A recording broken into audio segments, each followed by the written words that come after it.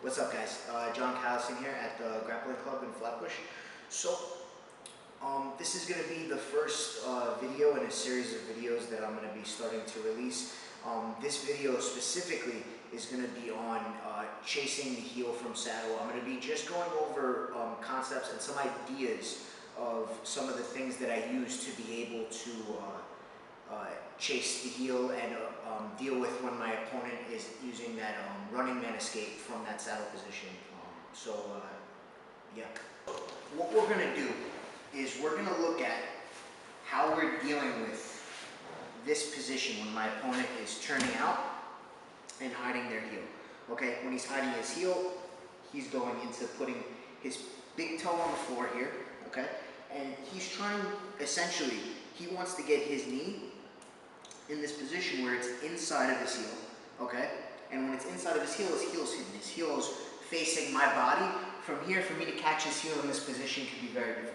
So, what is my goal here? At all times, my goal is to put his heel in a position where here is it exposed, and in this position, I'm able to catch the heel here. Okay, so we're gonna go over a few different methods and ideas that I use in order to do this, in order to put the heel in a position where it's exposed. And with these methods, we can use these in further videos or further experimentation for you, where I'm using these as guidelines for what it is that I'm looking for to be able to get my outcome, which is having the heel exposed where the heel is inside of the knee. For the heel, for any kind of inside heel hook, I want the heel inside of the knee here, okay? So the first method that we're going to look at is when I'm here. If I'm foot over foot in this position, which is ideally a position that I like to start in, and then I transfer into other leg positions. What I want to do first is I always want to control the knee line. So I'm always holding this inside knee tendon here. As Bert's turning out, what I want to do here is I want to get his foot off the floor. Now, why am I pulling Bert's foot off the floor? Because if his foot's on the floor here, and I try to reach back here like this, because what I'm aiming to do now is I'm aiming to control the foot. For this position, I'm going to control the foot, and I'm going to force a pressure on his knee. So I'm using the threat of a submission, technically, to force a reaction out of Bert. And that reaction, what it's going to do here is it's going to force his heel inside of the knee. So if I just try to reach back from here and his foot's on the floor, it's going to be very difficult for me. So what I want to do is first, I want to swoop under his leg here. So now once his foot's off the floor, it makes it very accessible for me now to reach for his foot. Now, a little thing that I do differently. A lot of people will use this move that they've seen Eddie Cummings came up with it. A lot of people use this move by holding the big toe here. One issue that I have with holding the big toe is that when I go to fall back to put this pressure, Bert can still bring his heel to the middle of my chest, and he can start turning. Now, I can use that as a method of passing the foot out over and switching to like reaping leg locks and stuff like that. But what I want to do is I want to chase the heel and keep my inverted. So what I want to do here is I want to catch his pinky toe. And when catching his pinky toe, what that does is I also have his big toe with a false grip. Okay? So with this, this grip here, what this does, I'm controlling his big toe with my inside of my wrist. And what this does now is this allows me to put his foot in a position where it's flat. Now from here, I want to put my hand over my the top of my fist here, and now I want to bring his foot to my chest. What this does is now I can really put his foot flat so that it's flexed here. A way that I like to explain this even when I'm going over heel hooks is I just call this like making the foot like it's a web, where I'm putting pressure on the foot, flattening it, and then this creates almost like a web here. So I'm creating like a web foot or a Spider-Man foot is how I'll explain it a lot of the time. So I'm putting the foot flat, and I'm getting a lot of tension in this foot, really straightening this foot out. What this does now is this prevents Bert from being able to continue to turn out here. Here, I'm stopping Bert's roll here. Okay, now that I've stopped Bert's roll, what do I want to do here? I've prevented him from bringing his knee outside, inside of his heel. Okay, right now it's in a neutral position where it's lined up. What I want to do is I want to put enough pressure here that forces Bert to relieve the pressure. How is Bert going to relieve the pressure? He's going to start turning his hips. Now, as Bert turns his hips, what I'm going to do is I'm going to cross my feet so that now this foot is on the floor and it's underneath his butt, splitting his butt. What that's going to do is, this is going to be a little stopper here.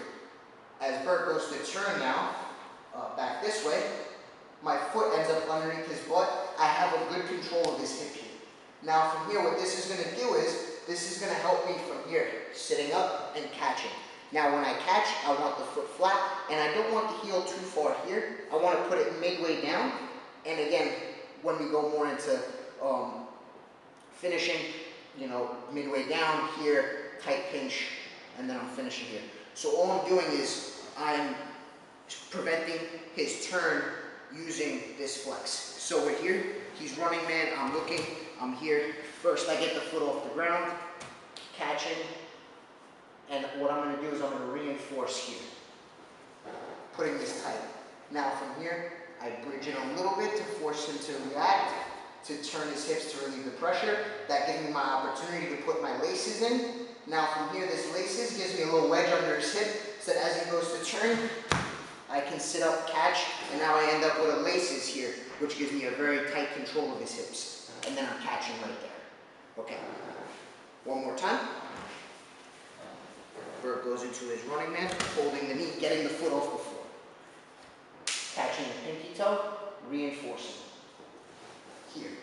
Now once I'm here, I want to put a nice amount of pressure to force him to turn to relieve the pressure, tucking my foot under the butt, and now from here, what I'm going to do is, I sit up, track my elbow over the top, and then I want to get midway down, trapping his foot, and now from here is where I can start to finish. Okay. Now that was one method of stopping the turn. So, my next method of stopping the turn here is going to be, I'm going to look to invert through here. Now in my inversion, what I'm doing is I'm aiming to roll before he can roll.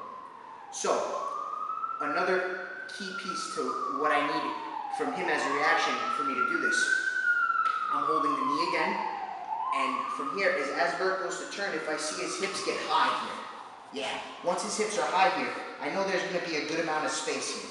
Now from here, I want to throw my shoulder, and what I'm doing is I'm going to unlock my legs. I don't want to keep my legs locked here because it can make my inversion a lot more difficult here. I want to unlock my legs and I want to shoot my knee to my heel. So now as I go to invert, I'm inverting over my shoulder, pulling his knee down to the mat. So what that does is now when I invert through, his leg ends up in a position where it's like this. And in this position, his leg is it's in the air. His heel is exposed in this position, and his leg's bent.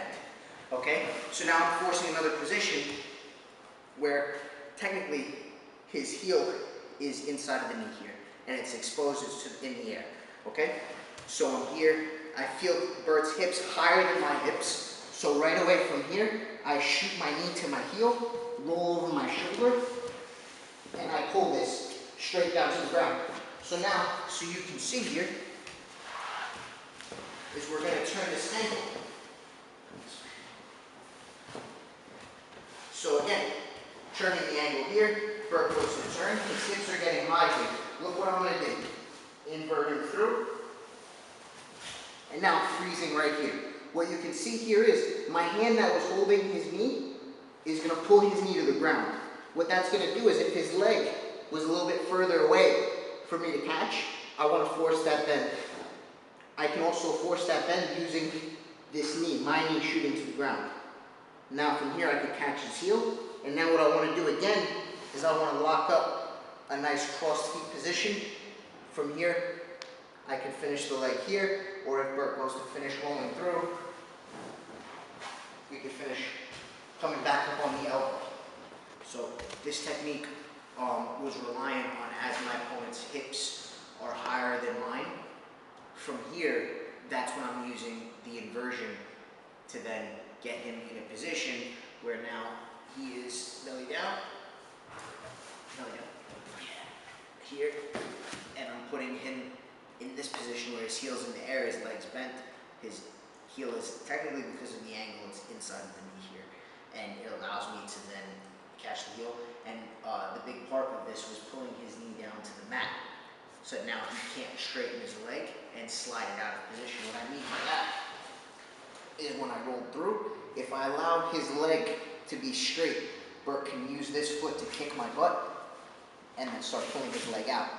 From here, once I get here, I want to pull his leg as much down to the mat when I catch this here.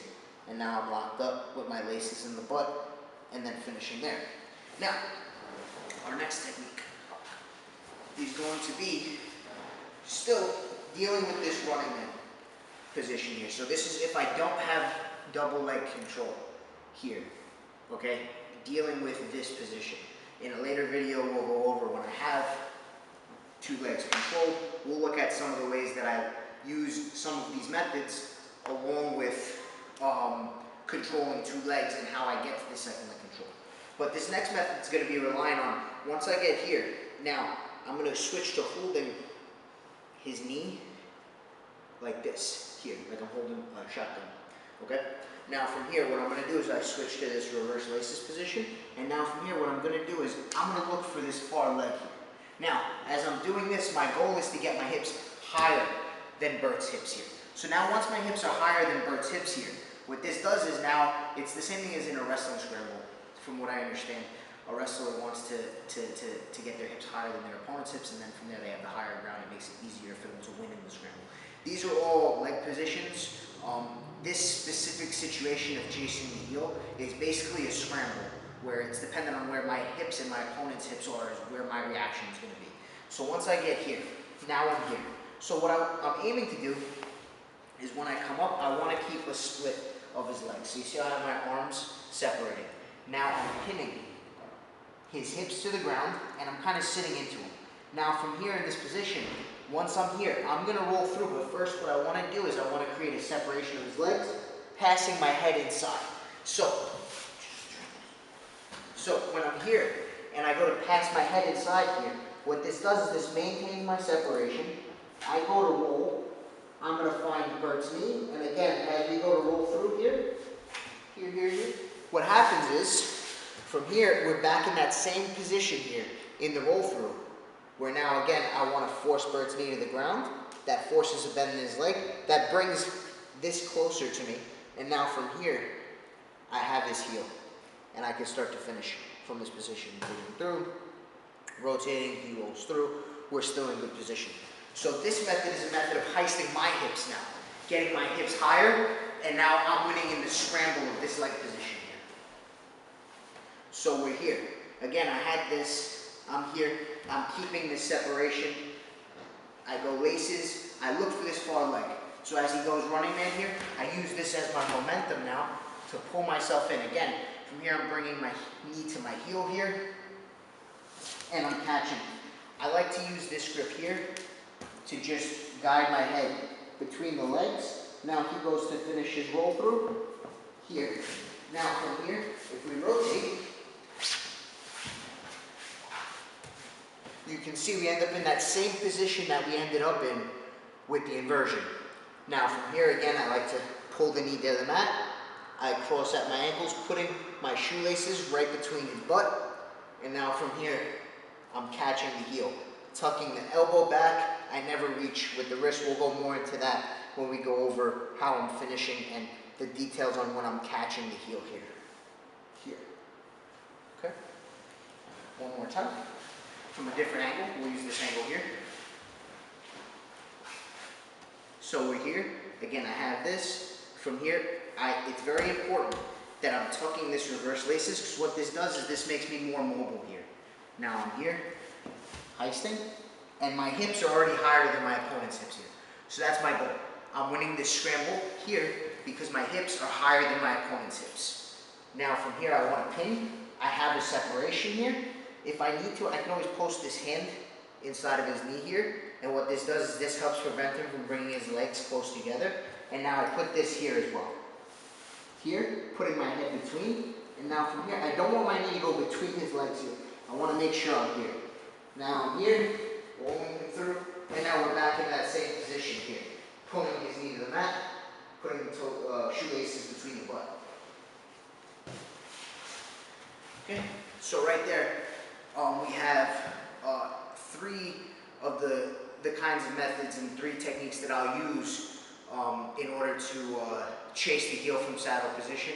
And then there's lots of ways that I can use some of these methods of like, in terms of if my opponent's hips are higher than mine, or if I get my opponent's hips higher, if I get my hips higher than my opponent's hips, and then we have different ways as well, once we are doing these techniques, that we can, different leg positions, different positions that I can put my hands, different grip breaks. And this specifically is just dealing with when it's a running man escape and I don't have double leg control. We have threatening the submission to force my opponent to defend and react and bring his heel inside. These are just 3 ways that I like to do this. And that's the first video in the sequence of videos that I'm going to be doing from the saddle position for the first week. Thank you guys.